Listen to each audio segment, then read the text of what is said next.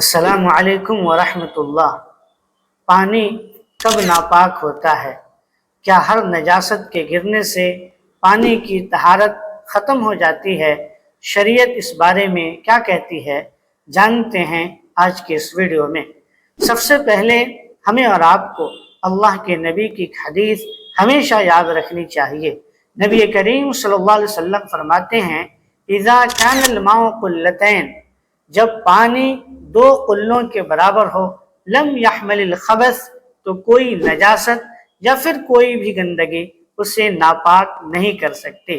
2 قلوں سے مراد کیا ہے؟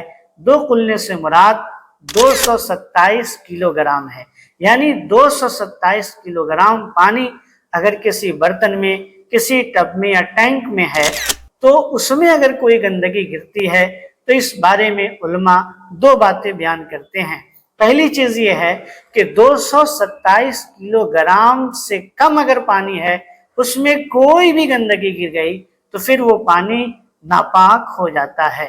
اور اگر 227 کلو گرام یا پھر اس سے زیادہ اگر پانی ہے، اس میں کوئی گندگی گرتی ہے، نجاست گرتی ہے، تو وہ پانی ناپاک نہیں ہوتا۔ اس کو استعمال میں لایا جا سکتا ہے، اس سے وضو بھی کیا جا سکتا ہے، لیکن 3 شرط ہے اس کے لیے۔ اللہ کے نبی نے فرمایا کہ ان 3 شرطوں میں سے اگر کوئی ایک پایا گیا تو پھر وہ پانی ناپاک ہو جاتا ہے۔ پہلی چیز بو ہے، یعنی اگر اس پانی میں گندگی گرنے سے مہک آنے لگے، باس آنے لگے تو پھر وہ پانی پاک نہیں ہے۔ دوسری چیز ٹیسٹ، گندگی کے گرنے سے اس پانی کا ٹیسٹ خراب ہو گیا تو پھر اسے استعمال نہیں لایا جا سکتا۔ اگر اس کا کلر چینج ہو جائے، گندگی کے گرنے سے اس پانی کا کلر چینج ہو جائے تو پھر اسے استعمال میں نہیں لایا جا سکتا، وہ پانی ناپاک ہو جاتا ہے۔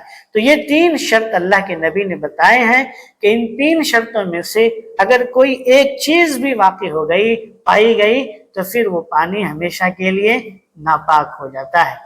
تو دریا کے پانی کے بارے میں، ریور کے پانی کے بارے میں، جو پانی جاری ہو، جو پانی چلتا ہو، اس کے بارے میں اللہ کے نبی جو بتائے ہیں، ہم اور آپ جانتے ہیں کہ وہ پانی ناپاک نہیں ہے، وہ پاک ہے، اس لیے کہ وہ جاری ہے، وہ چلتا ہوا ہے۔